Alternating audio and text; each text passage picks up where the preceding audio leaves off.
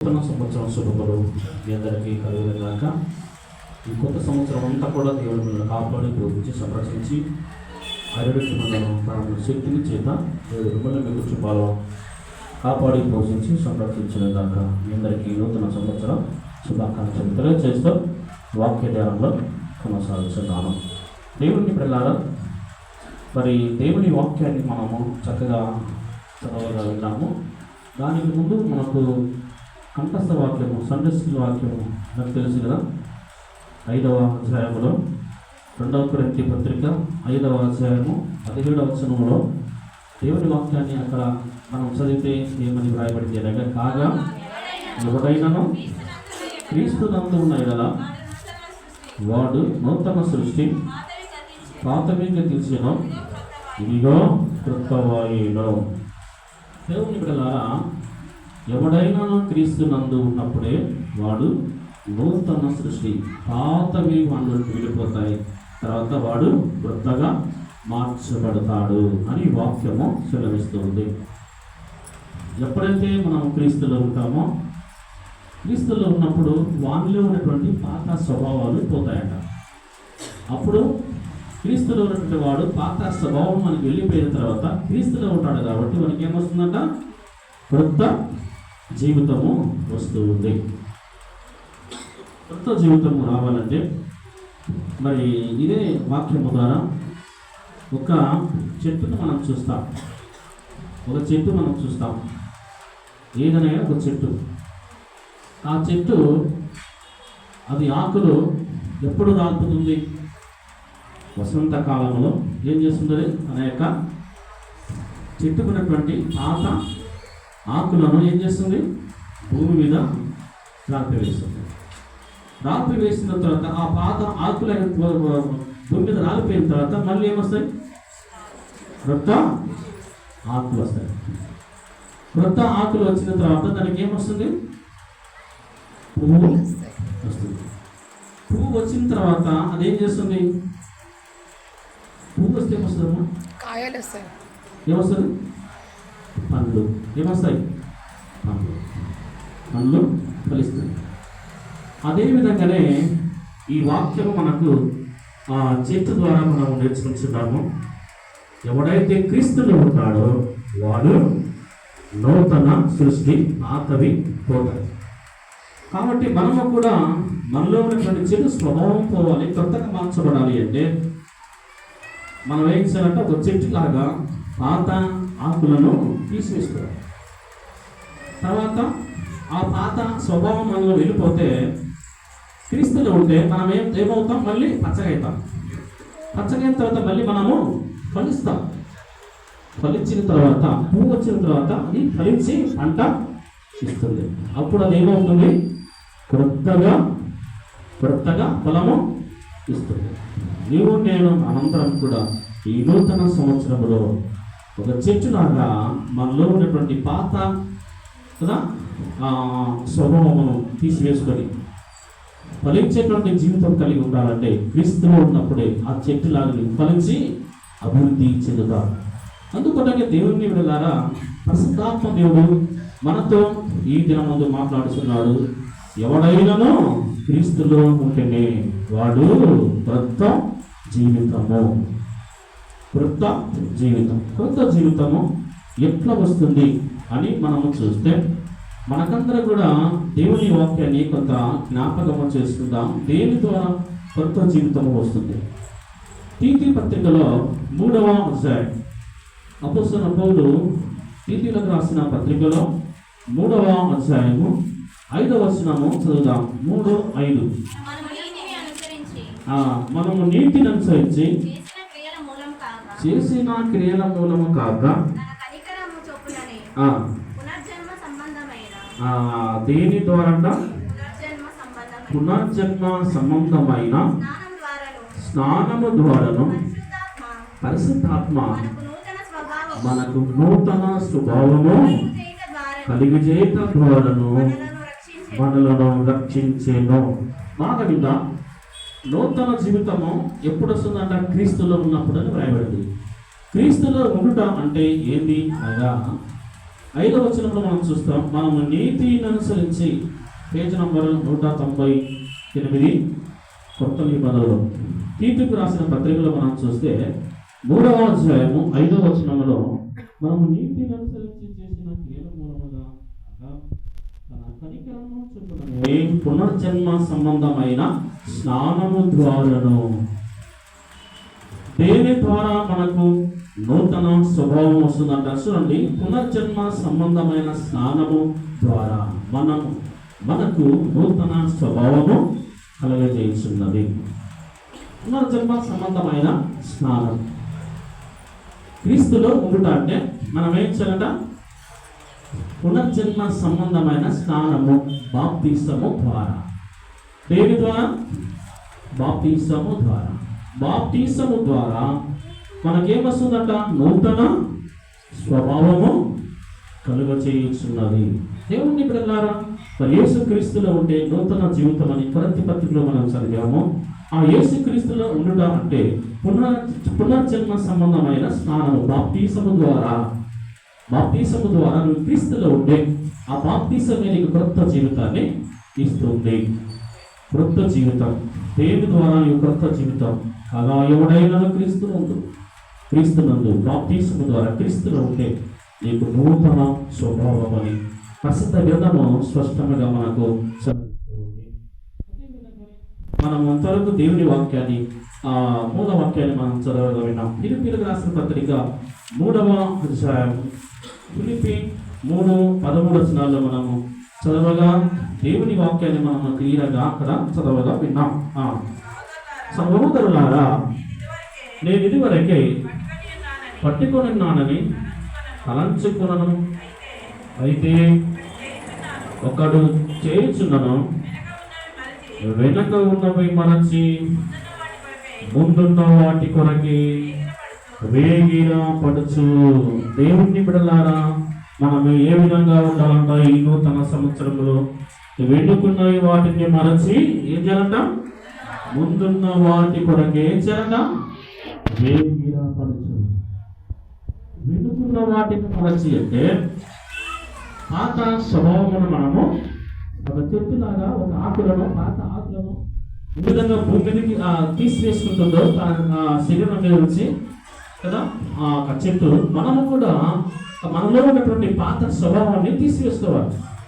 తీసివేసుకున్నప్పుడే దేవుని బిడ్డలారా ముందున్నటువంటి పాత స్వభావాన్ని మనం తీసివేసుకొని ముందున్న దాని కొరకు మనం వేగరపడి జీవిస్తాం.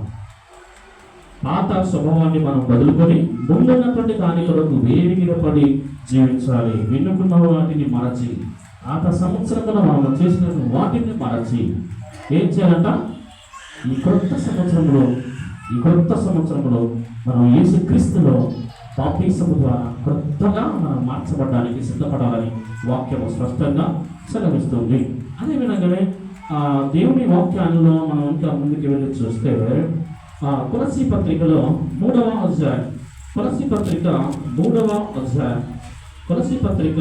3వ అధ్యాయము 10వ వచనము చదువుతాం. 10వ వచనం, ఏలయనగా ప్రాచీన స్వభావము దాని క్రియలతో కూడా మీరు పరిత్యజించి జ్ఞానము కలుగు నిమిత్తము దానిని సృష్టించిన వాని పోలిక చొప్పున నూతన పరచబడుచున్న నవీన స్వభావమును ధరించుకొని ఉన్నారు.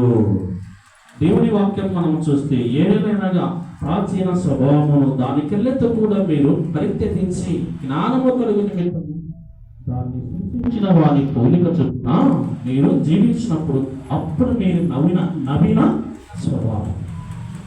ప్రసిద్ధ గ్రంథంలో మనం చూస్తాము, ప్రాచీన స్వభావమును వదులుకొని దాన్ని సృష్టించినటువంటి దేవుని పోలిక చొప్పున మనము జీవిస్తే ఏమి ధరించుకుంటా ఉంటాం? మనము నవీన స్వభావం. ప్రాచీన స్వభావం, పాత స్వభావం మనలో పోతుంది. దేవుని ధరించుకోవడం ద్వారా మనం సృష్టించింది ఎవరు? మనం కలిగజేసింది ఎవరు? దాన్ని సృష్టించినటువంటి దేవుని పోలిక యేసుక్రీస్తును పోలి మనము జీవిస్తే దేవుని ధరించుకుంటామన్నా నవీన స్వభావం.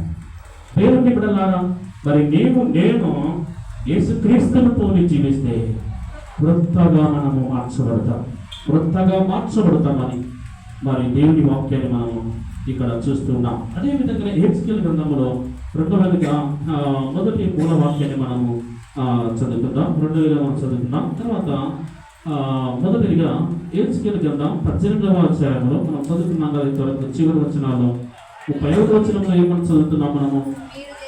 మీరు జరిగించిన అక్రమ క్రియలన్నిటినీ విడిచి నూతన హృదయమును నూతన బుద్ధియు తెచ్చుకున్నది. దేవుని వాక్యాన్ని మనం చూస్తున్నాం. మీరు జరిగించిన అక్రమ క్రియలను విడిచి నూతన హృదయమును నూతన బుద్ధియు తెచ్చుకున్నది. దేవుని పిల్లలారా, ఈ కొత్త సంవత్సరంలో మనం అడుగు పెట్టి ఉన్నాము.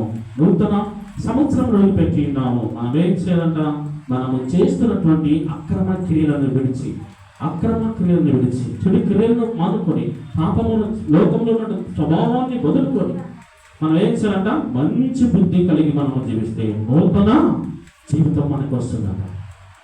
మీరు జరిగిస్తున్నటువంటి పాత సంవత్సరంలో జరిగించేటువంటి పాపపు క్రియలను వదులుకొని ఏం చేయాలంటే మనము నూతనముగా మార్చబడాలంటే మంచి బుద్ధి మీరు ధరిస్తే, మంచిగా మీరు జీవిస్తే నూతనముగా మీరు మార్చబడదని వాక్యము సెలవిస్తుంది. దేవుని పిల్లలారా, మనలో ఉన్నటువంటి చెడు క్రియలు మనలో నుంచి వదులుకుంటే మన యొక్క బుద్ధి నూతనముగా మార్చబడుతుందని వాక్యంలో మనం చూస్తుంటాం. అదే విధంగానే కొన్ని మాటలు మనము చదువుకొని ముందుకు వెళ్దాం. అదే హెచ్కేల్ గ్రంథం 11-19 కూడా మనము చదువుకుందాం. హెచ్కేల్ గ్రంథం 11-19 చదువుదాం. వారు నా కట్టడలను నా విధులను అనుసరించి గైకొన్నట్లు నేను వారి శరీరంలో నుండి రాతి గుండెను తీసివేసి వారికి మాంసపు గుండెను ఇచ్చి వారికి ఏక మనస్సును కలుగజేసి వారి యందు నూతన ఆత్మ పుట్టింపును. హెచ్కేల్ గ్రంథంలో మనం చూస్తున్నాము. దేవుని బిడ్డలారా, మనము జరిగిస్తున్నటువంటి ఆ పాపము క్రియలను వదులుకొని, హేయ క్రియలను వదులుకొని మనం ఏం చేయాలంట? ఆయన కట్టలను, ఆయన విధులను మనము గైకొని జీవిస్తే చూడండి, ఈ నూతన సంవత్సరంలో దేవుడు మన జీవితాలను కొత్తగా మార్చాలి. మన యొక్క మనస్సు, మన యొక్క హృదయం కొత్తగా మార్చబడాలంటే హెచ్కేల్ గ్రంథకర్త సెలవిస్తున్నాడు. మనం ఏం చేయాలంట? ఆయన కట్టలను, ఆయన విధులను అనుసరించి గైకొని జీవించినప్పుడు మన శరీరంలో ఉన్నటువంటి రాతి గుండె వెళ్ళి ఏం వస్తుందంట? మాంసపు గుండె వస్తుందంట. మీకు అందరూ కూడా తెలుసు, కఠినమైనటువంటి వారిని ఏమంటారు? కఠినలను ఏమంటారు? వీళ్ళు రాతి గుండె అంటారు కదా. అందుకొరకే ఆ రాతి గుండె మనలో నుంచి పోయి మెత్తటి మనసు గల మాంసపు ముక్కతో కూడుకున్నటువంటి గుండె మనకు రావాలంటే మనం ఏం చేయాలంట? ఆయన కట్టలను, ఆయన విధులను మనము లేకుండా జీవిస్తే రాతి గుండె వెళ్ళి మనకేమొస్తుందంట? మాంసపు గుండె వచ్చను. అప్పుడు మీ ఏక మనస్సును కలిగేసి వారి యందు నూతన ఆత్మ దేవుని ప్రకారం దేవుని మార్గంలో మనం జీవిస్తే, దేవునికి లోపడి ఆయన చిత్తానుసారానికి లోకంలో జీవిస్తే దేవుడు మనకిస్తాడంట. మన హృదయానికి నూతనమైన జీవితాన్ని ఇస్తాడంట. రాతి గుండె తీసివేసి ఏ గుండె ఇస్తాడంట? రాతి గుండె అంటే ఆట స్వభావం కదా. మాంసపు గుండె అంటే కృత దేవుని కన్నా దేవుని ఆజ్ఞలు, దేవుని విధులు, ఆయన కథలు మనం పేర్కొని జీవించినప్పుడు దేవుడు మనకు నూతన జీవితం ఇస్తారని వాక్యంలో మనం చక్కగా చూస్తూ ఉన్నాం. అదేవిధంగానే ఎఫెసీయులకు రాసిన పత్రిక 4:24 చూద్దాం. ఎఫెసీ 4:24 వచనాలు చదువుదాం. ఎఫెసీ పత్రికలో 4వ అధ్యాయము 24 వచనం చదువుదాం. ఎఫెసీ 4:24. నీతియు యథార్థమైన భక్తి గలవారై దేవుని పోలికగా సృష్టింపబడిన దేన్ని ధరించుకోవాలంట మనము? దేవుని పోలికగా సృష్టింపబడినటువంటి నవీన స్వభావమును మనము ఏం చేసుకోవాలంట? ధరించాలి. చూడండి, దేవుని వాక్యములు మనము చక్కగా చదవగా విన్నాము. 4:24 వచనంలో దేవుని బిడ్డలారా నీతియు యథార్థమైన భక్తి, దేవుని పోలికగా మనం ఉంటే నవీన స్వభావం. ఈ క్రొత్త సంవత్సరంలో దేవుడు మనకి పాత స్వభావం మనలోంచి వెళ్ళిపోయి క్రొత్త జీవితం కావాలంటే మనం ఏం చేయాలంట? నీతి కలిగి ఉండాలంట, యథార్థమైన భక్తి కలిగి ఉండాలంట. దేవుని పోలి మనము జీవిస్తే అప్పుడు మనకి ఏమొస్తుందంట? ఏమొస్తుందమ్మా? నవీన స్వభావం. మంచి మాటగా మనం చూస్తాం. నీతి కలిగి ఉండాలంట, యథార్థమైన భక్తి, తర్వాత యేసుక్రీస్తుని పోలి జీవిస్తే అప్పుడు నీవు పాత జీవితం నీ నుంచి వెళ్ళి ఏమొస్తుందంట? నవీన జీవితం. నవీన జీవితం పైభాగంలో మనం చూస్తాం. 22 వచనంలో 22 కావున మునుపటి ప్రవర్తన విషయంలోనైతే మోసకరమైన దురాశల వలన చెడుతో మీ ప్రాచీన స్వభావమును వదులుకొని మునుపటి ప్రవర్తన విషయములు పాత సంవత్సరములు నీవు ఏ విధంగా ఉన్నావో తెలియదు, కానీ ఇప్పుడైతే దాన్ని ఏం చేయటం? మనము వదులుకొని పాత సంవత్సరములు మనము చేసినటువంటి ఆ మోసకరమైనటువంటి దురాశలను, చెడుపోవు పాపమును మనం వదులుకొని ఇప్పుడైతే దాన్ని వదులుకోవాలి.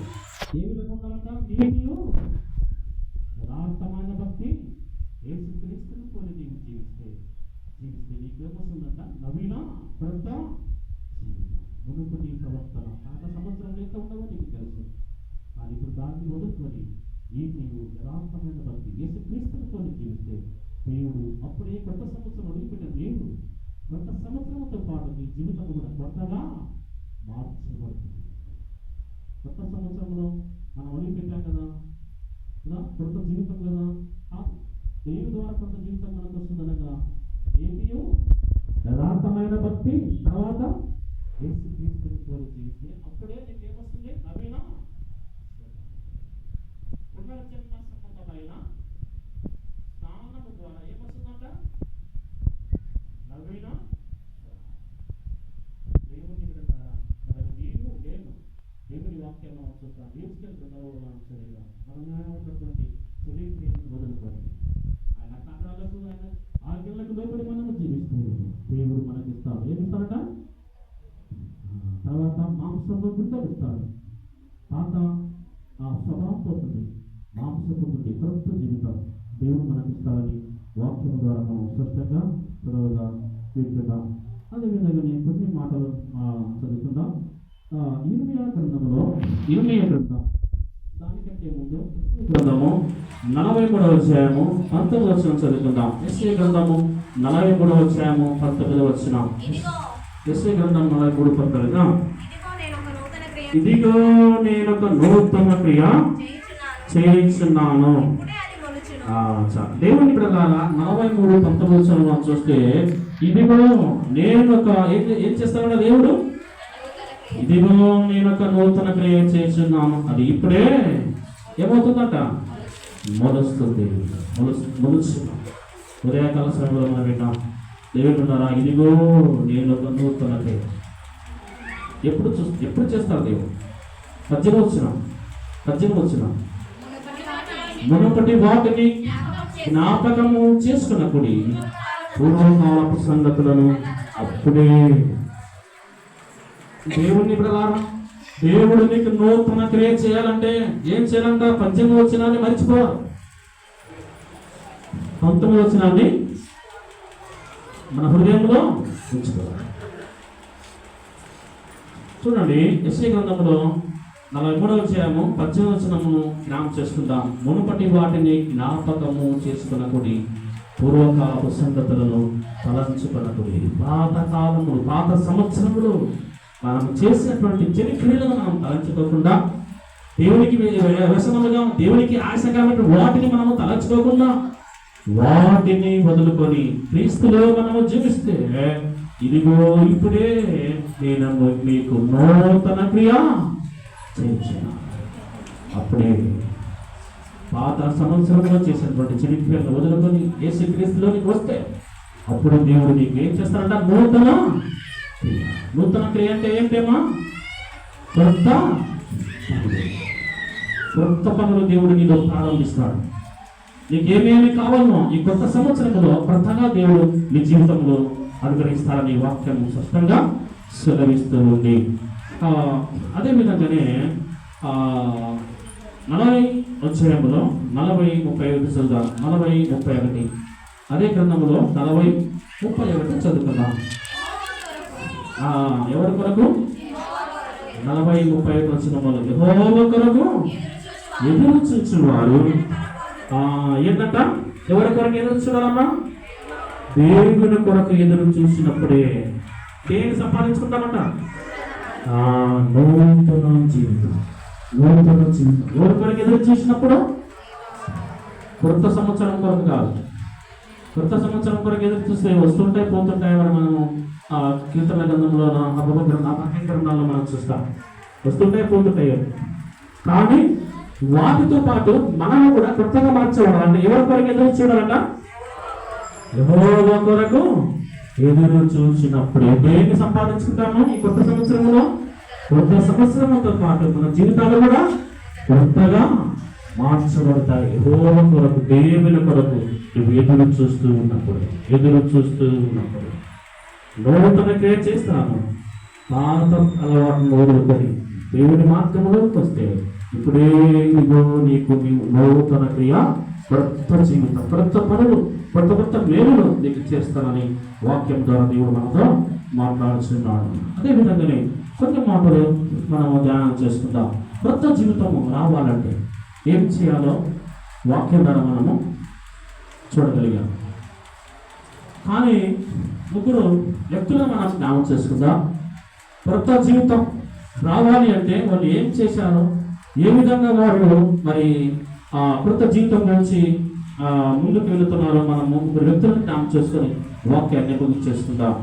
మనకందరూ కూడా తెలిసినటువంటి వాక్యమే యోహాను సువార్తలో 3వ అధ్యాయం. యోహాను సువార్త 3వ అధ్యాయము 3వ వచనం చదువుకుందాం. యోహాను సువార్త 3వ అధ్యాయము 3వ వచనము.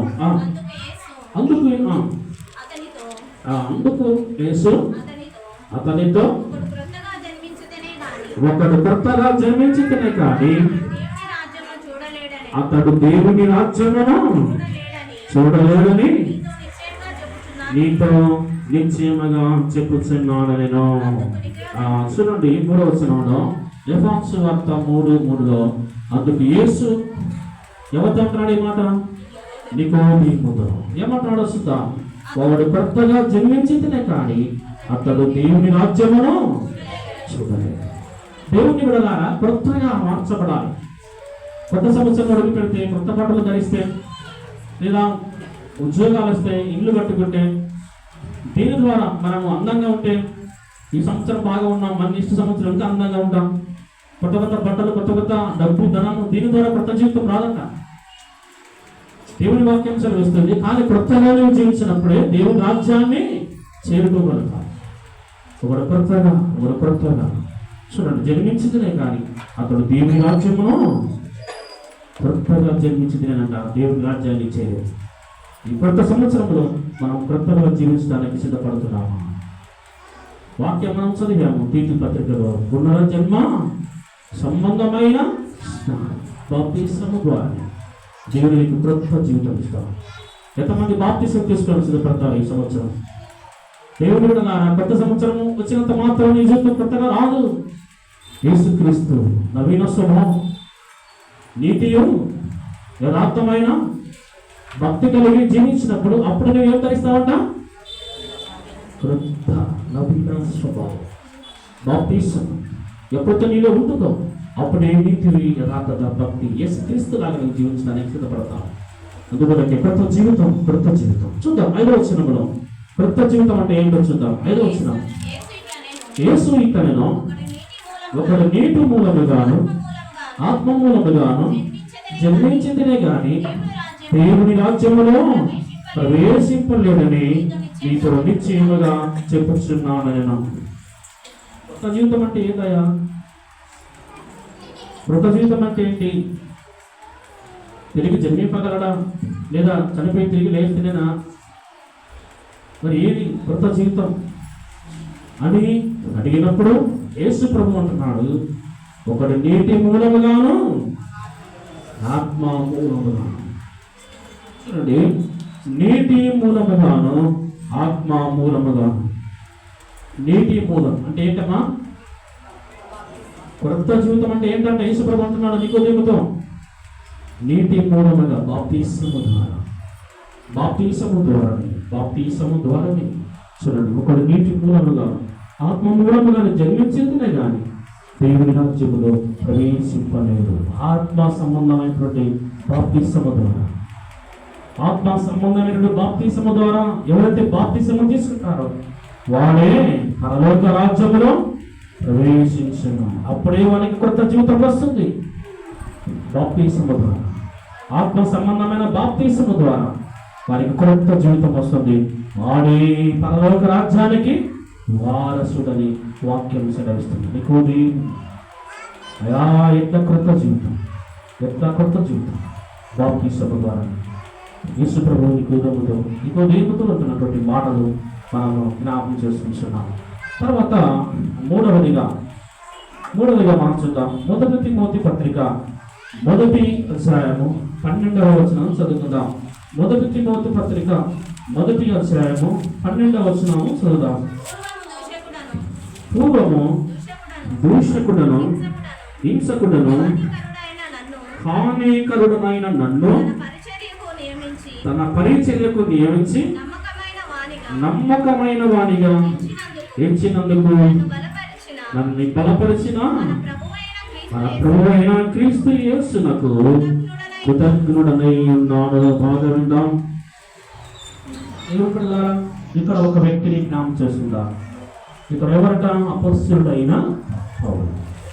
అపొస్తలుడైన పౌలు. ఇతని పాత జీవితంలో ఇతని యొక్క పేరు ఏమి? సౌలు. పాత జీవితం, అపొస్తలుడైన పౌలు జీవించినటువంటి జీవితం పాత జీవితము సౌలు. తర్వాత కొత్త జీవితము ఏమొచ్చింది? పౌలు.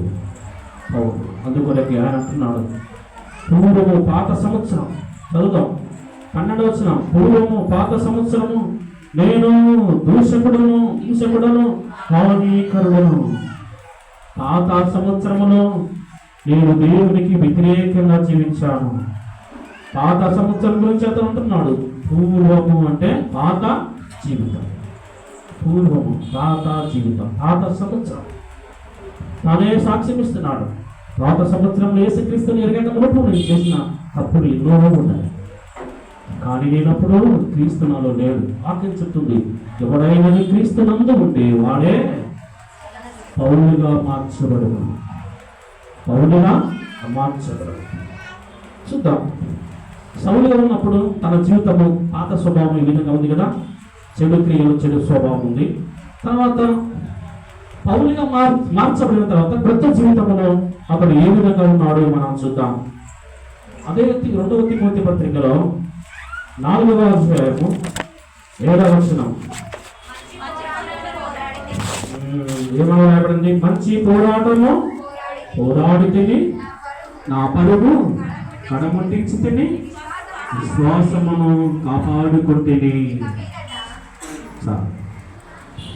కొత్త సంవత్సరంలో మనం అడుగు పెట్టాలంటే సౌలులాగా పాత స్వభావం, పాత క్రియలు. సౌలుగా ఉన్నప్పుడు వాడు చేసినటువంటి చెడు క్రియలను వదులుకున్నాడు. యేసుక్రీస్తు దగ్గరకు వచ్చిన తర్వాత పౌలుగా మార్చబడి అతడు ఏ విధంగా జీవించాడని ఆ పాత అలవాట్లు మానుకొని కొత్తగా మార్చబడిన తర్వాత, పౌలుగా మార్చబడిన తర్వాత తన జీవితం కొత్తగా మార్చబడింది. దేని ద్వారా మార్చబడింది అనగా మంచి పోరాటము పోరాడాడు. క్రీస్తులో తన పరుగును కడముట్టించాడు, విశ్వాసమును కాపాడుకొనిను. చూడండి, కొత్త సంవత్సరంలో కొత్తగా మన జీవితం పౌలుగా మార్చబడాలంటే నేను చేయాల్సింది పూర్వము చేసినటువంటి హింసకుడును, దూషకుడును, హానికరుడును అని చెప్పాడు సౌలు.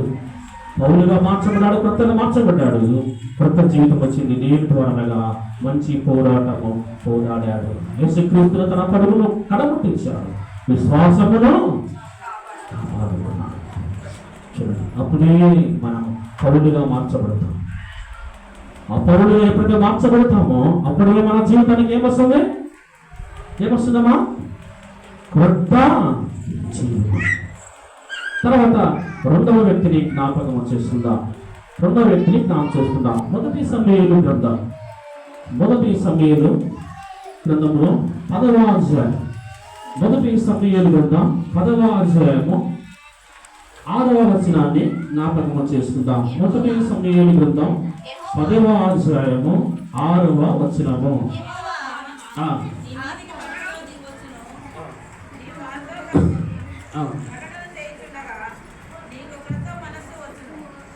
దేవుని వాక్యాన్ని మనం ఇప్పుడు చదవగా విన్నాము. దేవుని బిడ్డలారా చూడండి, 6వ వచనములో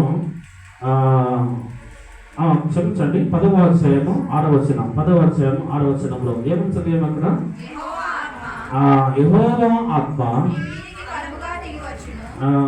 ఏమొచ్చిందంట? యెహోవా ఆత్మ 6వ వచనంలో యెహోవా ఆత్మ ఈ మీదికి బలముగా దిగివచ్చును. నీవు వారితో కలిసి ప్రకటన చేయుచుండగా నీకు క్రొత్త మనస్సు వచ్చును.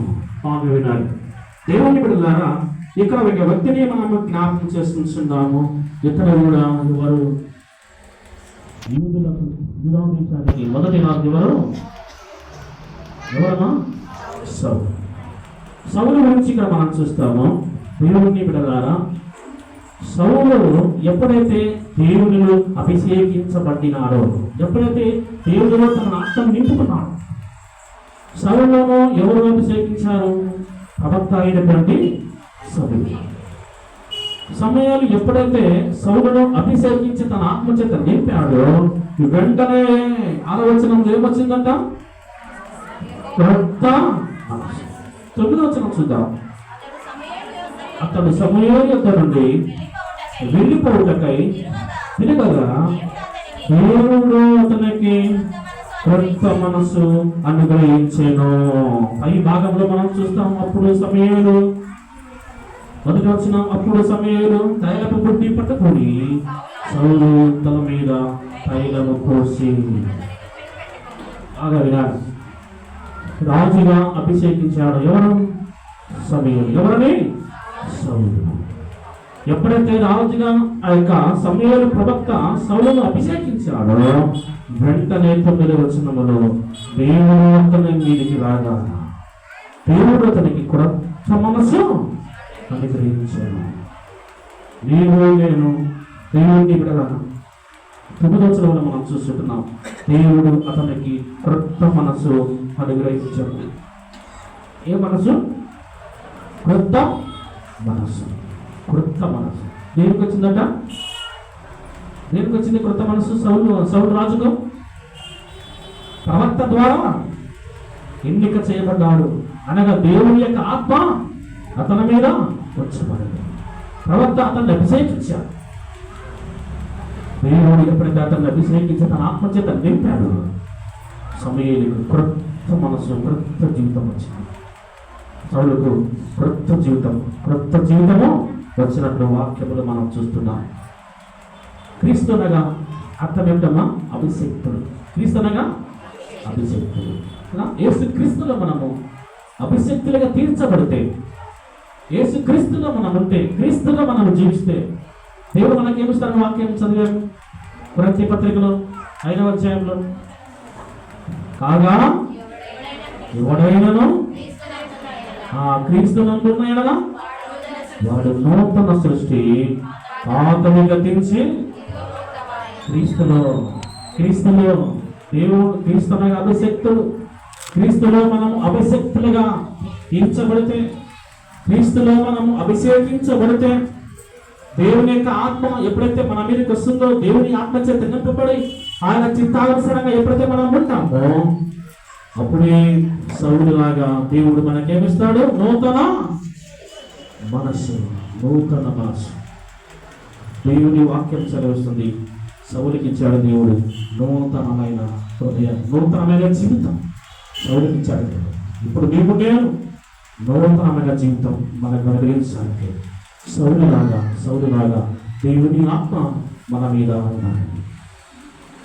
దేవుని ఆత్మ మన మీద ఉండాలంటే ఏం చేయాలి? చదివే కదా ఎఫెసీ పత్రికలో, నీతియు యథార్థత, తర్వాత యథార్థమైన నీతియు యథార్థమైన భక్తి, తర్వాత యేసుక్రీస్తును నీతియు యథార్థమైన భక్తి యేసుక్రీస్తును పోలి జీవిస్తే అప్పుడే మనము అభిషేకించబడతాం, అభిషేకులుగా తీర్చబడతాం. ఎప్పుడైతే క్రీస్తుని అభిషేకించబడతామో ఆత్మ మన మీదకి వస్తుందో, ఆ నడవడిక నీలో ఉంటే దేవుని దగ్గర ఉంటాడు, దేవుని ఆత్మ నీ దగ్గర ఉంటుంది. ఎప్పుడైతే నీవు క్రీస్తులో అభిషేకించబడతాను ఆత్మ చేత నూతన ఆత్మ చేత నింపినట్లు దేవుడు నిన్ను కూడా కొత్త జీవితం చేత నింపాలి కలిగిన దేవుడని వాక్యం సెలవిస్తుంది. అందుకనికే దేవుని వాక్యం మనం చదివేవారు. ప్రస్తుత గ్రంథంలో మనం చూస్తే కాగా ఎవడైనా క్రీస్తునందు ఉండేలా వారి నూతన సృష్టి, పాత విగతించిదిగా కొత్త ఆయన మాట ద్వారా మనం ఇవన్నీ చూసుకుంటున్నాం. మరి ఇంతవరకు మనం ముగ్గురిని జ్ఞానం చేస్తున్నాం. మొట్టమొదటి ఎవరిని చూసామనేగా, ఎవరు మొట్టమొదటి వ్యక్తి ఎవరు? మొదటి వ్యక్తి ఎవరు? నాలుగు చెప్పారు. మొదటి వ్యక్తి ఎవరు? నికోదేముతో యేసు ప్రభు ఏమన్నాడు? చెప్పడమ్మా, వాడు కొత్తగా జన్మించాలంటే ఏం చేయాలంట? నీటి మూలముగా ఆత్మ మూలముగా. నికోదేముతో యేసు ప్రభు అంటున్న మాటలు నీటి మూలముగా ఆత్మ మూలముగా అనగా బాప్తిస్మము ద్వారా వాడు కొత్తగా తర్వాత బాప్తిస్మము ద్వారా మనకు పరలోకానికి కొత్త జీవితం వస్తుంది. తర్వాత రెండవ వ్యక్తిని మనం చూసాం. ఎవరు? సౌలు కదా. సౌలు అపొస్తలుడైన పౌలు తన పాత జీవితం ఏది? తన నేమేంది? పాత జీవితం. తన పేరేమి? పాత జీవితంలో సౌలు. తర్వాత కొత్త జీవితంలో అడిగిపెట్టిన తర్వాత అతనికి ఏం నేమ్ వచ్చింది? ఏ పేరు వచ్చింది? పౌలు. పౌలుగా మార్చబడిన తర్వాత ఇది మంచిగా జీవించిందన్నారు. తర్వాత సౌలుగా ఉన్నప్పుడు ఏమన్నాడు? అతనే సాక్ష్యం ఇచ్చాడు, అయ్యో నేను చెడ్డగా పాత స్వభావం చెడిపోయినది, అదే విధంగా పూర్వము హింసకుడను హానికరుడను. పాత జీవితం పౌలుగా మార్చబడ్డాడు, కొత్త జీవితం వచ్చింది. అయ్యో నేను మంచిగా జీవించదు, నా విశ్వాసం నా పరుగు క్రీస్తులో కనగుర్తించదు, క్రీస్తులో విశ్వాసమును కాపాడుకుంటేది. ఈ కొత్త జీవితం ద్వారా నా కొరకు ఏముందట? నీతి కిరీటము ఉంచబడింది. దేవుడు ఈ కొత్త సంవత్సరములో మనం కొత్తగా మార్చబడాలంటే ఆ కొత్త జీవితం ద్వారానే పరలోక రాజ్యం అనే వాక్యం సెలవిస్తుంది. నికోదేము ద్వారా దేవుడు చెప్పాడు. ఆ కొత్త జీవితం ఎప్పుడు వస్తుందనగా నీతి యథార్థత భక్తి కలిగినప్పుడు. తర్వాత పునర్జన్మ సంబంధమైన స్నానం బాప్తిసము ద్వారా. ఆ విధంగా ఉండి మనము పాత కాలంలో చేసిన చెడు అలవాటు మానుకొని సౌలు యొక్క నేమను తీసివేసుకొని పౌలు యొక్క నామము ద్వారా క్రీస్తులో మనం ఫలిస్తే మనకేమొస్తుంది? పౌలుకి ఇచ్చినటువంటి నీతి కిరీటాన్ని ఈ కొత్త సంవత్సరంలో ఆ కొత్త జీవితం నీలో ఉంటే పౌలుకి ఇచ్చిన నీతి కిరీటాన్ని దేవుడు ఎవరికి ఇస్తాడో నీకు కూడా నా కొరకు ఏముంచబడిందంట? నీతి కిరీటము ఉంచబడింది. దేవుని వల్ల అందుకొరకి వాక్యం చదువుతుంది. ఒక మాట చదివి ముందు చేస్తాం. మార్కు సువార్త 16:16 ఏమన్నారండి? అంటస్తు వాక్యం మార్కు సువార్త 16 నమ్మి బాప్తిసం పొందినవాడు రక్షింపబడను, నమ్మని వాడికి శిక్ష విధింపబడును. కొత్త జీవితము దేని ద్వారా వస్తుందనగా యేసుక్రీస్తులో నువ్వు బాప్తిసం పొందుతున్నావు. కొత్త జీవితం వస్తుంది. బాప్తిసం లేకుండా ఉంటే నిత్య శిక్ష. అక్కడ ఏర్పును పండు కొడుకుటై ఉండును. ప్రకటన గ్రంథం 21:8 మనం చూస్తాం. బాప్తిసం లేని వారు అగ్నిగుండములో పడవేయబడతారు. అక్కడ ఏర్పును పండు కొడుకుటై ఉండును. కాబట్టి కొత్త జీవితం నీకు రావాలంటే ఏం చేయాలనగా నేను యేసుక్రీస్తులో మనం జీవించాలి. ఎవరిలో జీవించాలి? యేసుక్రీస్తులో జీవించాలి. తర్వాత నీతిని యథార్థమైన భక్తి కలిగి ఉండాలి. మనలో ఉన్నటువంటి చరిత్రగా మారుకొని ఈ నూతన సంవత్సరంలో యేసుక్రీస్తు లాగా మనం జీవిస్తే మనకు దేవుడు ఏమిస్తాడంట? కొత్త అభినవ స్వభావం. కాబట్టి ఈ అంత దినాలలో, ఈ దినాలలో, ఈ కడవరి దినాలలో నీవు నేను మనమందరం కూడా కొత్త సంవత్సరం వస్తే కొత్త జీవితం రాదు కాదు. దేవుడి ద్వారా కొత్త జీవితం వస్తున్నదిగా యేసుక్రీస్తులో ఉంటాను. యేసుక్రీస్తులో ఉండాలని నువ్వేం చేయగా బాప్తిసము తీసుకోవాలి. బాప్తిసము తీసుకొని ప్రతి ఆదివారం ఏం చేయాలి? దేవుని మందిరానికి రావాలి. ప్రతి ఆదివారం దేవుని మందిరానికి వచ్చి సంఘ సహవాసం, అపొస్తలుల బోధ ఏంటి? రొట్టె విరుచుటయందును, ప్రార్థన చేయబోయేందును, సహవాసమందును ఎడతెగక ఉండాలట. ఆ పని చేస్తారా మీరు? అప్పుడే నిజమైన క్రైస్తవ సంఘం. ఆ సంఘంకి దేవుడు నీతి కిరీటాన్ని కలిగిస్తాడు. కొత్త సంఘముగా మనం మార్చబడాలంటే అందరూ బాప్తిసం తీసుకోవాలి. బాప్తిసం తీసుకున్న ప్రతి ఒక్కరూ ప్రతి ఆదివారం మందిరానికి రావాలి. ప్రతి ఆదివారం చర్చకు వచ్చి ప్రభువుల సంస్కారంలో చేయాలి. ఆ విధంగా ఉన్నప్పుడే కొత్త సంఘం, ఆ విధంగా ఉన్నప్పుడే కొత్త జీవితం. ఆ కొత్త జీవితం మీద ఉన్నప్పుడే నీతి కిరీటాన్ని, పరలోక రాజ్యాన్ని స్వతంత్రించుకుంటాం. కాబట్టి ఇక నుంచి మనం దేవుని మార్గంలో ఉందాం. ఈ లోకానికి పాపానికి దూరంగా ఉందాం. దేవుని కూడా జీవిద్దాం. యేసుక్రీస్తులాగా ఉందాం. అప్పుడు యేసుక్రీస్తులో ఉండి పరలోకానికి వారసుని అవ్వడానికి నీకు నేను మనమందరము సిద్ధపడదాం. ఈ లోకం ఎప్పుడు గతిస్తూ మనకు తెలియదు. మనం ఎప్పుడు చనిపోతామో మనకు తెలియదు. బ్రతికినప్పుడే దేవుని మార్గంలో ఉండి నూతనమైన జీవితం పొందుకొని దేవుడు పిలుస్తానని ఇవే కాదు కదా, ఎల్లప్పుడూ ఉన్నటువంటి పరలోకాన్ని స్వతంత్రించుకొని ఆ సన్నిధిలో సమాధానం కలిగి ఉండడానికి మనం సిద్ధపడదాం. అట్టి ఘనత, అట్టి భాగ్యం ఈ నూతన సంవత్సరం అడిగిపెట్టిన మీ అందరికీ పరిశుద్ధాత్మ దేవుడు అనుగ్రహించాలి. అందరూ కూడా కొత్త సంవత్సరంతో పాటు మీరు కొత్తగా మార్చబడాలని, కొత్తగా మార్చబడి యేసుక్రీస్తులో ఉండాలని, యేసుక్రీస్తులో ఉండి ఫలించి సమాధానం, నెమ్మది, ఆనందం, ఆరోగ్యం, ఆయస్కారం కలిగి అందరూ కూడా ఏనాడు సంతోషిస్తూ క్రీస్తులో మీరు ఉండాలని, ఆ విధంగా ఉంటూ నిత్య నరకాన్ని తప్పించుకొని పరలోకముని మీరు అందరూ చేర్చవడం కోరుకోవచ్చు. ఇటు వాక్యం ద్వారా బలపరుస్తూ ముగిస్తున్నాను. అతి ఘనత, అతి భాగ్యం కొత్త సంవత్సరం అడిగి పెడుతున్న మీకు కొత్త జీవితం అనుభవించాలని బలపరుస్తూ ఇటు వాక్యం ద్వారా హెచ్చరిస్తూ ముగిస్తున్నాం. అతి ఘనత ఈ కొత్త సంవత్సరంలో మీ అందరికీ పరిశుద్ధ ఆత్మ దేవుడు అనుగ్రహించబోగాక. ప్రార్థన చేస్తుందాం.